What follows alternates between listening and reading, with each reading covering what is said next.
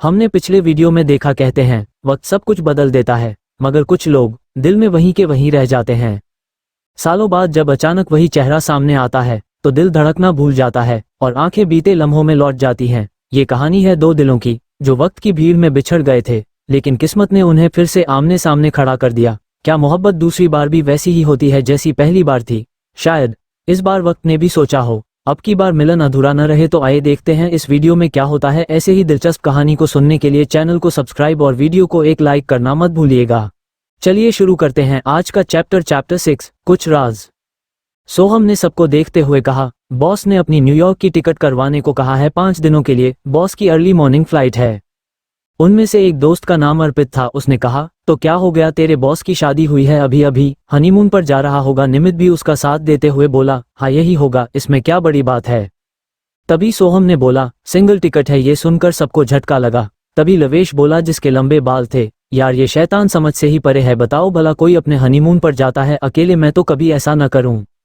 ये सब लवेश अपनी धुन में बोले जा रहा था। उससे ये नहीं पता था कि सब उसे बुरी तरह घूरे जा रहे हैं, जैसे कह रहे हो तुमसे शादी करेगा कौन, जो तुम हनीमून के सपने देख रहे हो। लवेश ने जैसे उनकी नजरों का हिडन मीनिंग समझ लिया हो और मुंह बनाकर कुछ बोलने ही वाला था कि सबको समक्ष आता दिखाई दिया। वो अभी शावर लेकर आया था, उसके बाल अभी भी गीले थे और उसके हाथों में वाइन की बोतल थी जो कि आधी खाली थी। समक्ष आकर हेड सोफे पर बैठ गया। उसे सीरियस एक्सप्रेशन के साथ देखकर सब सीरियस हो गए। समक्ष ने सोहम को देखकर कहा, अर्श को कॉल लगाओ और अर्जेंटली आने को कहो।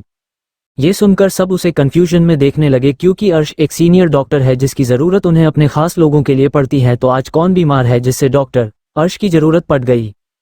समक्ष उनके उलझन में चेहरे देखकर समझ गया वो सब क्या सोच रहे हैं, लेकिन समक्ष ने कोई जवाब नहीं दिया और लगातार अपनी वाइन पीता रहा। लवेश निमित को इशारा करके पूछ रहा था कि किसे क्या हुआ है, तो निमित ने अपनी गर्दन न में हिला दी जैसे कह रहा हो मुझे क्या पता। तभी उन्हें डॉक्टर अर्श आते दिखाई दिए। डॉक्टर अर्श इन सबके उम्र के ही थे और इन सबके बहुत अच्छे दोस्त भी। अर्श को देखकर ही लग रहा था वो हॉस्पिटल से यहाँ आया है। अर्श का वाइट कोट उसके हाथ में था और एक बैग भी था। उसने आते ही सबको हेलो किया, फिर समक्ष से पूछा, आज हमें कैसे याद किया? फिर से किसी दुश्मन ने अटैक कर दिया है क्या, जिसके कारण से तुम्हें चोट लगी है? भगवान न करे ऐसा हो।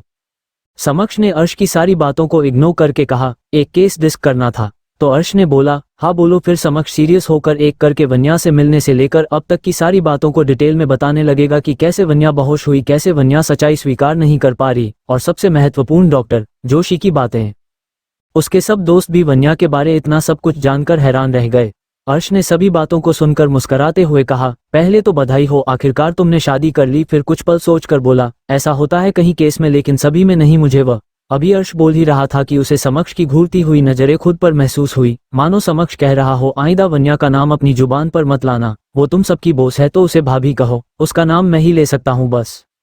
जैसे उससे पसंद नहीं आया कोई उसके अलावा उसकी वन्या को वन्या बोले। हाँ वन्या उसकी थी अब कानूनी तौर पर, तो सारे हक भी उसके होंगे। लो जी, ये भाई साहब तो अभी से पॉसेसिव हो गए। अर्श ने तुरंत कहा, भाभी की हेल्थ बारे में कोई भी असम्पशंस बनाने से पहले मुझे भाभी की हालत देखनी होगी, उन्हें प्रॉपर चेक करना होगा, तभी मैं कुछ निश्चित तरीके से बोल सकता हूँ। फिर अर्श ने कुछ सोचने के बाद बोला, जैसा कि तुमने भाभी का कोमा में जाने के बारे में बताया, तो अगर 1% भी ऐसा हुआ तो हम साइकोलॉजी की मदद से उन्हें इन सब चीजों से बाहर ला सकते हैं, ऐसा संभव है। ये सुनकर समक्ष ने लंबी सांस ली, जैसे उसके दिल से एक बोझ उतर गया हो। समक्ष ने आंखें बंद करके कहा, कल जाकर वन्या का चेकअप कर लेना बिना किसी की नजर में आए। ये सुनकर अर्श बोलकर चला गया। फिर सोहम से कहा, वन्या की सुरक्षा कड़ी रखना, कोई भूल बर्दाश्त नहीं होगी। मैं अगले 5 दिनों के लिए अपनी जिम्मेदारी तुम पर सौंप रहा हूँ। याद रखना उसे कुछ नहीं होना चाहिए। तुम सब जानते हो मेरे लिए वो क्या मायने रखती है। ये सब समक्ष अपने दोस्तों की तरफ देखकर बोल रहा था। उसके दोस्तों ने कहा, लेकिन तू जा कहा रहा है भाभी को इस हाल में छोड़कर? समक्ष ने अपने कमरे की तरफ जाते हुए कहा, बुलावा आया है, जाना जरूरी है। ये सुनकर सब चुप हो गए और एक दूसरे को देखने लगे। तभी लवेश सबको देखकर बोला, अगर हम भाभी का ख्याल नहीं रख पाए तो निमित उसे देख हल्का हंसते हुए बोला, अपनी लंदन की टिकट करवा लेना। ये सुनकर लवेश मन में बुदबुदाया, ये भी उस शैतान के साथ कर शैतान बन गया है। अनअम्यूज्ड वही धमकी देने लग गया है। इन सब के बाद एक नई सुबह आई, जहां कोई पुराने लम्हे जीने वाला था तो कोई आगे की सोचकर जाग रहा था। समक्ष अपने हेलीकॉप्टर में बैठा था। अभी सुबह की पहली किरण ही आई थी और समक्ष एकदम तैयार होकर न्यूयॉर्क के लिए निकल रहा था। आज समक्ष ने व्हाइट शर्ट, वेस्ट और ब्लैक सिंपल पैंट के साथ ओवरकोट कैरी किया हुआ था। आज समक्ष परफेक्ट बिजनेसमैन लुक में था। अगर वन्या उसे ऐसे देख लेती तो पक्का दिल हार जाती। समक्ष भी हेलीकॉप्टर में बैठ अपने लैपटॉप में वन्या की तस्वीरें देखते हुए बोला, जा रहा हूँ तुमसे दूर ताकि तुम आराम करो और अपने हसीन पल जियो, क्योंकि जब मैं वापस आया तो हसीन पलों का पता नहीं, पर रोज का दिन तुम्हारे लिए शौक से कम नहीं होगा। हर दफा तुम्हें कुछ ऐसा पता चलेगा जिसकी तुम कल्पना भी नहीं की होगी। समक्ष की बातों में कुछ गहरे राज, कुछ अनकही बातें थीं जो कि वक्त के साथ सामने आएंगी। अब देखना ये होगा क्या वन्या सच जाने के बाद रह पाएगी इस शादी में या किस्मत रचेगी कोई नया खेल।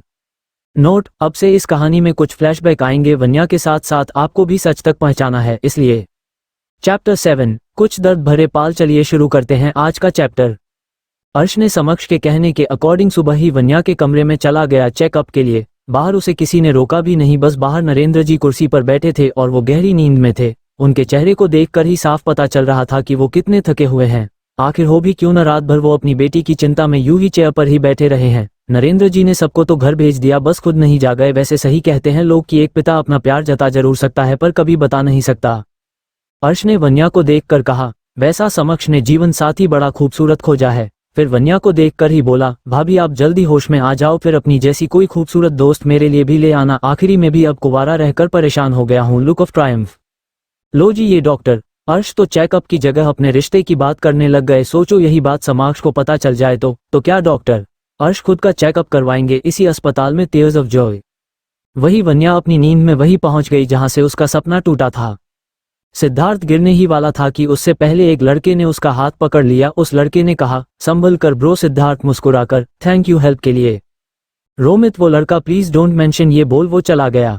वही वन्या को सिद्धार्थ को ठीक देखकर जान में जान आई। वन्या के चेहरे को देखकर ही पता चल रहा था कि वो कितना डर गई थी। सिद्धार्थ उसे ऐसे देखकर उसके पास आया और उसके हाथ पकड़कर बोला, मैं ठीक हूँ वन्या, देखो मुझे कुछ नहीं हुआ। वन्या जल्दी से अपने आप को नॉर्मल करके बोली, हाँ हाँ मुझे पता है, तुझे कभी कुछ नहीं हो सकता जब तक मैं हूँ तेरे साथ। सिद्धार्थ ये सुनकर बोला, अच्छा मेरी माँ, अब ये बता करनाल जा रही है ना तू?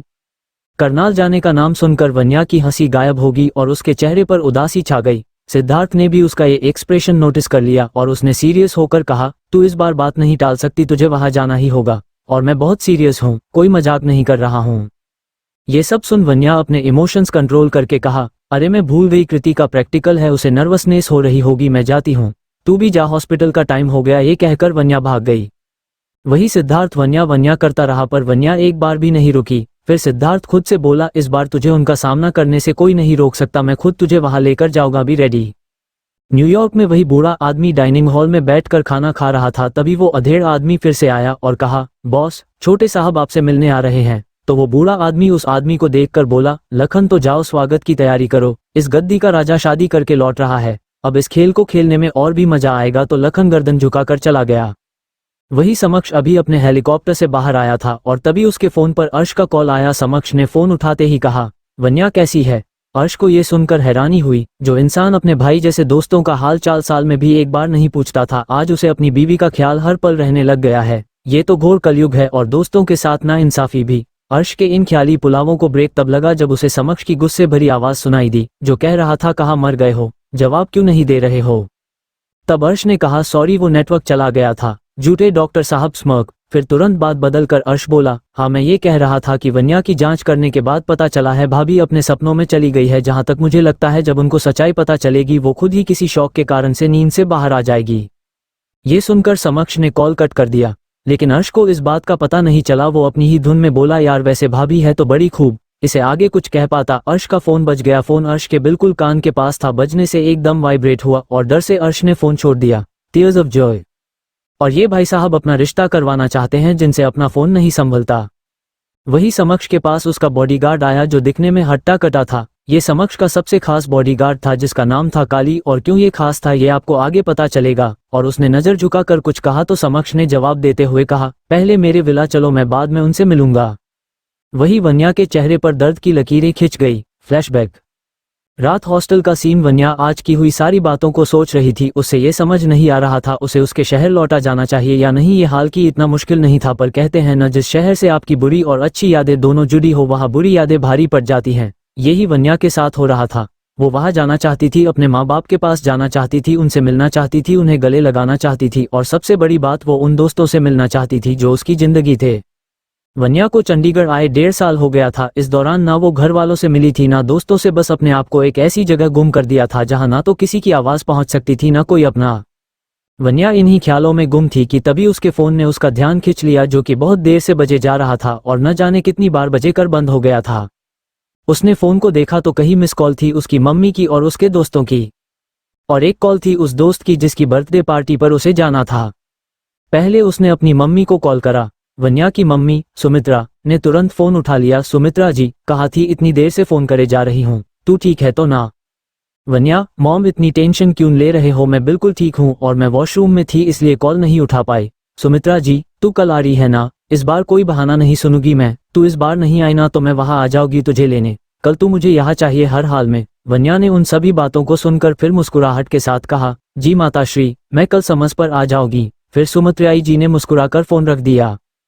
फोन रखने के बाद वन्या की मुस्कान गायब हो गई। उसने कुछ गहराई से सोचकर कहा, लगता है एक बार फिर साजिश कर रहा है रब तुझसे मिलाने की, लेकिन इस बार देखते हैं कौन पहले साथ छोड़ता है। आगे जाने के लिए बने रहें मेरे साथ सिर्फ और सिर्फ मेरे YouTube channel AR novel story पर। चलिए शुरू करते हैं नेक्स्ट चैप्टर को। Chapter 8, birthday party invitation. Vanya को नॉर्मल वार्ड में अब शिफ्ट कर दिया था। वन्या के पास एक नर्स रहती थी 24 घंटे और समक्ष ने भी अपने बॉडीगार्ड छोड़ रखे थे जो कि छुपकर नजर रख रहे थे। वन्या की फैमिली भी हॉस्पिटल में नहीं रुक सकती थी। वन्या के माँ बाबा वृद्ध थे और भाई दिल्ली में नौकरी कर रहा था। ऐसा नहीं था कि उसे वन्या की चिंता नहीं थी, वो रोज की डेली अपडेट ले रहा था फैमिली से भी और डॉक्टर से भी, लेकिन वो अपना काम छोड़कर नहीं आ सकता था और अगर वन्या होश में होती तो वो किसी को भी अपनी वजह से परेशान नहीं होने देती। वैसे भी डॉक्टर्स ने कहा था वन्या को अभी होश नहीं आएगा, इसलिए वन्या के भाई देव ने नरेंद्र जी को भी घर पर रहने को बोल दिया, क्योंकि एक ही दिन में नरेंद्र जी की खुद की हालत खराब होने लगी थी कुर्सी पर बैठे रहने से। वही दर्शनी जी रुद्र को लेकर अपने गुरु जी के आश्रम चली गई थी वन्या की सलामती की दुआ के लिए। आखिर उन्होंने वन्या को बेटी कहा था तो वो उससे ऐसे दर्द में कैसे देख सकती थी। वही रात के समय न्यूयॉर्क में समक्ष एक बिजनेस पार्टी में था। ये बिजनेस पार्टी एक क्लब में थी। लाउड म्यूजिक और ड्रिंक्स के साथ डांस भी चल रहा था। समक्ष एक कोने में बैठकर ड्रिंक और स्मोक कर रहा था। वो एक ऐसी जगह बैठा था जहां वो किसी को नजर नहीं आ रहा था। वैसे भी उस क्लब में बहुत अंधेरा था, फिर भी लोगों की नजर समक्ष पर आसानी से चली जाती, क्योंकि सबको अपने बीच एक स्ट्रॉन्ग पर्सनालिटी के मौजूद होने का एहसास हो रहा था।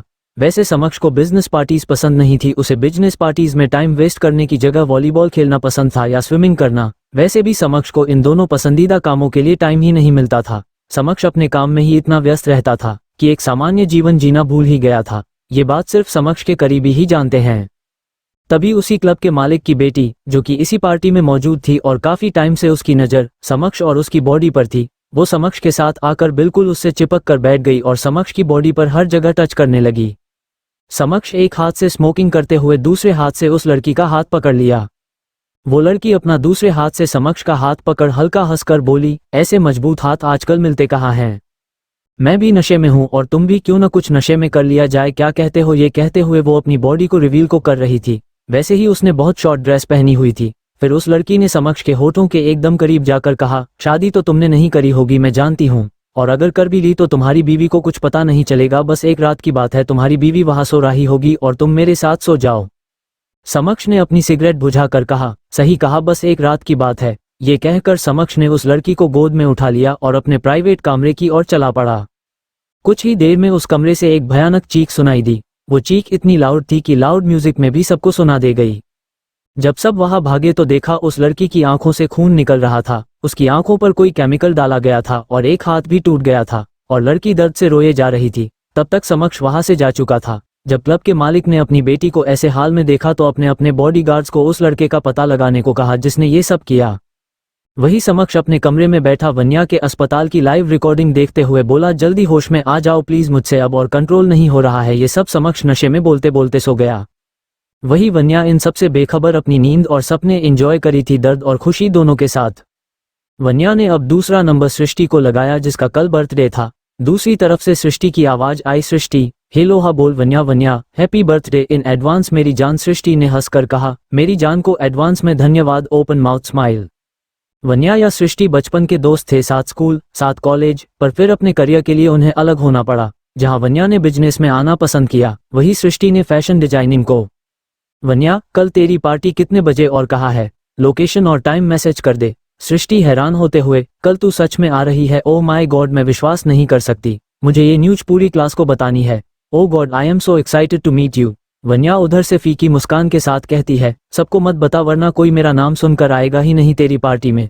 सृष्टि, ओहो ये क्या बकवास कर रही है। देखियो सब बहुत एक्साइटेड होंगे तुझसे मिलने के लिए, खास करके तेरा BFF, हमेशा के लिए सबसे अच्छा दोस्त।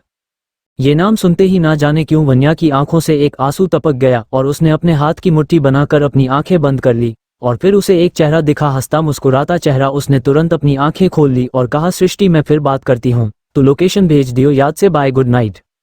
वन्या ने फिर हिम्मत करके फोन देखा और गैलरी में जाकर कुछ फोटो देखी। वो ग्रुप फोटोज थी। उस फोटो में उसने एक चेहरे को देखा और उस पर हाथ रखते हुए कहा, कल मुलाकात होगी तुमसे, देखते हैं देखते हो या नजरें चुराते हो। ये सब कहते हुए उसकी आंखों में आंसू भी थे और होठों पर मुस्कान भी।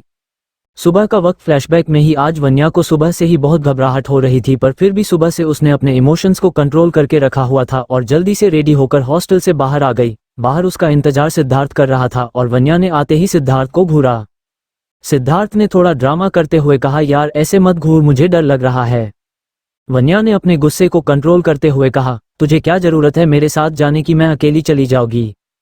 सिद्धार्थ, ऐसे कैसे माने। सिद्धार्थ, वन्या की मम्मी को मॉम ही बुलाता है, मुझे खुद इनवाइट किया है स्पेशल, और वैसे ही तेरे दोस्तों से मिलना है और खुद को इंट्रोड्यूस करना है।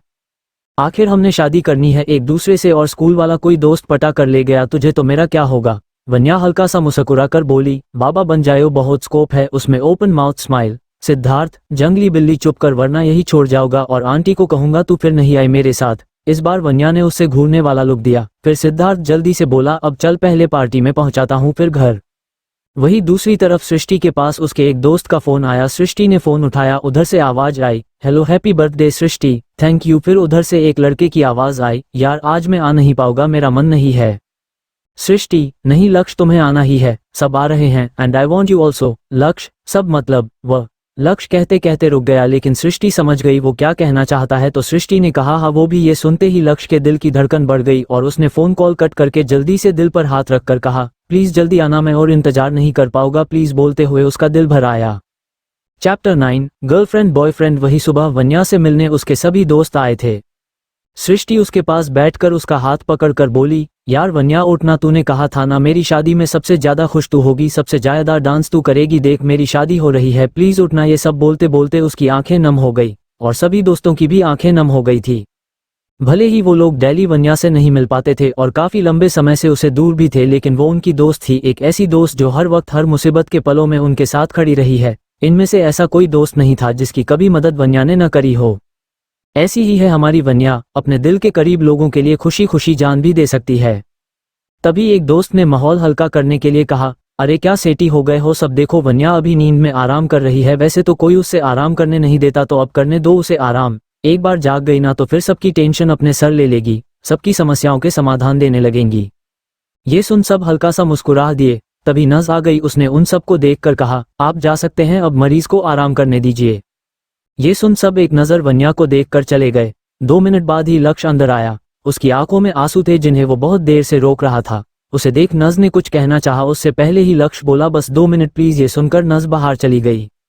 लक्ष्य वन्या का हाथ पकड़कर बोला, तुम चाहती थी ना मैं मूव ऑन कर जाऊं, तो कर जाऊंगा मूव ऑन, बस एक बार उठकर मुझे माफ करके गले लगा ले, बस एक बार, मैं वादा करता हूं फिर कभी मैं तुम्हारे सामने नहीं आऊंगा। ये सब बोलते हुए लक्ष्य रो पड़ा। तुम्हें बहुत भरोसा है ना तुम्हारे रब्ब पर, उन्हीं के पास जा रहा हूं और तब तक वही रहूंगा जब तुम ठीक नहीं हो जाती। वैसे भी तुम्हारा एहसान है मुझ पर मेरी जान बचने का।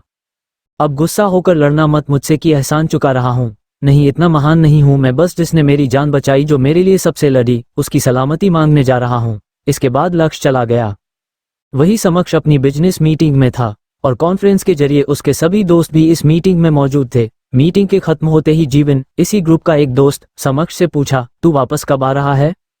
समक्ष ने जवाब दिया, जब तक यहाँ का काम खत्म नहीं हो जाता। फिर जीवन ने कहा, और भाभी का क्या? समक्ष ने एक्सप्रेशन लेस होकर कहा, उसे होश में आने में वक्त लगेगा। फिर अर्पित बोला, और उसके बाद समक्ष, जो तय हुआ है वही होगा। फिर अरहान बोला, पर भाभी की हालत अभी वैसी नहीं है, उन्हें प्रॉपर रेस्ट की जरूरत है, प्रॉपर ट्रीटमेंट की भी, और जो तूने सोचा है उसमें भाभी का प्रॉपर ट्रीटमेंट तो छोड़, प्रॉपर रेस्ट भी नहीं मिलेगा, उनकी हेल्थ के साथ रिस्क नहीं ले सकते।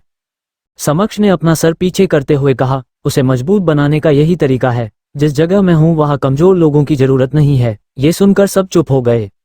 वही वन्या अपने सपनों में एक कदम और आगे बढ़ गई। फ्लैशबैक। वही करनाल में सब पार्टी की व्यवस्था हो गई थी, बस अब इंतजार था तो बस वन्या का। वही कार में सिद्धार्थ ने वन्या से पूछा, सब संभल लेगी ना, और कोई भी समस्या हो तो बस एक कॉल कर दियो, मैं तुम्हारे साथ रहूंगा। ये सब कहते हुए सिद्धार्थ बड़ा गंभीर लग रहा था, क्योंकि आमतौर पर वो इतना गंभीर होता नहीं है। वन्या ने उसके हाथ पर अपना हाथ रखकर कहा, चिंता मत करो, मैं सब संभाल लूंगी, इतना मजबूत बना दिया तुमने मुझे, और तुम पर सबसे ज्यादा भरोसा है मुझे।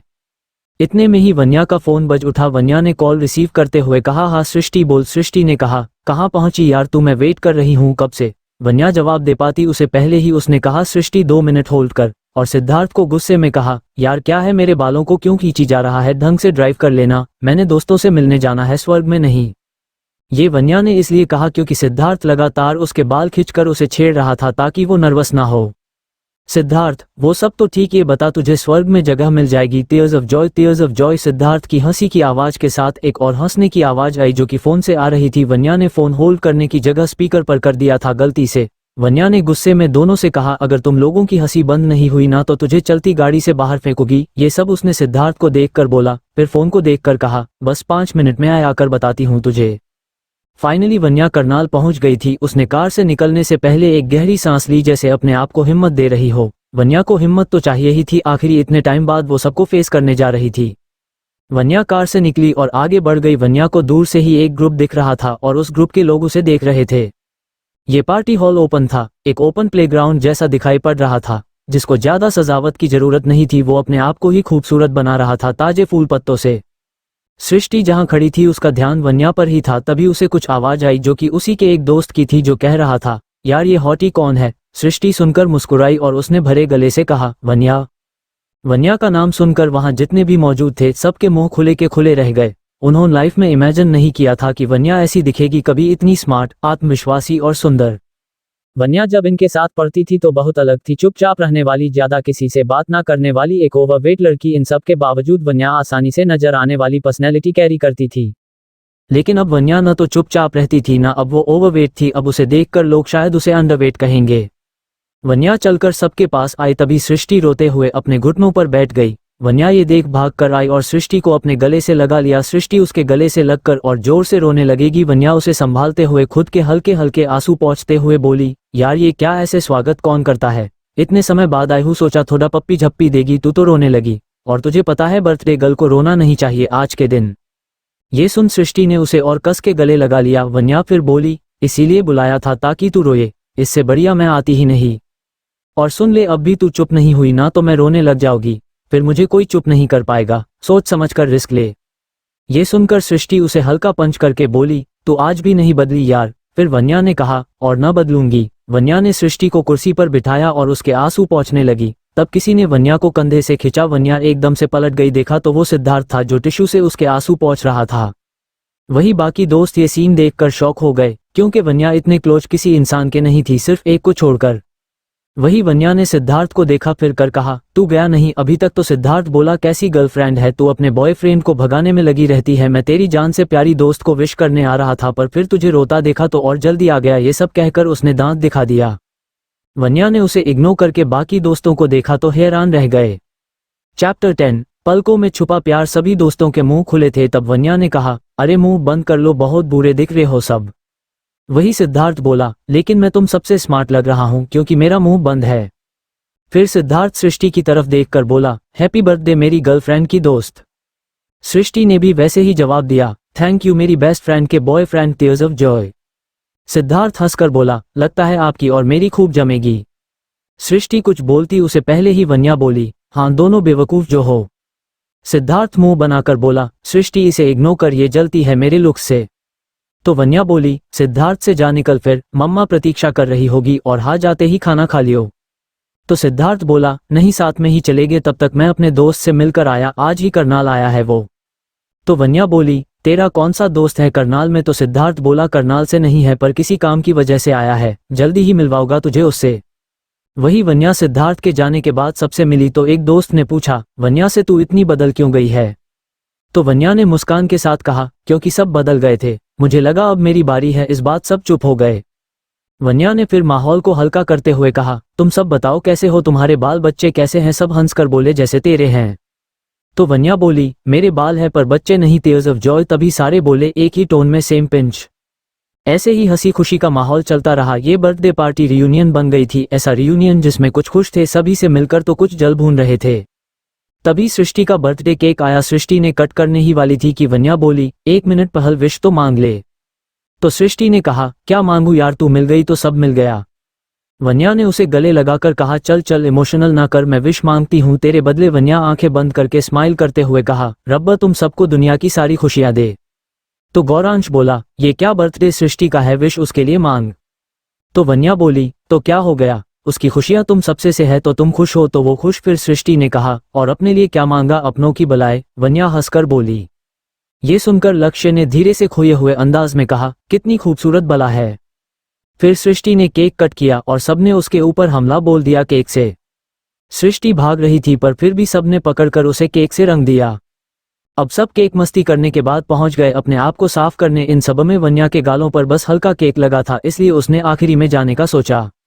वन्या पानी से मुंह धो ही रही थी, किसी ने एक मग पानी का उसके मुंह पर उड़ेल दिया। ऐसा करने से वन्या के लंबे बाल भी हल्के थोड़े भीग गए। जब वन्या ने आंखें खोलकर देखा तो वहीं पर उसके दोस्त तरुण, मंजीत और लक्ष्य थे। वन्या ने घूरते हुए कहा, सुधर जाओ, खामखा बाल गिले कर दिए।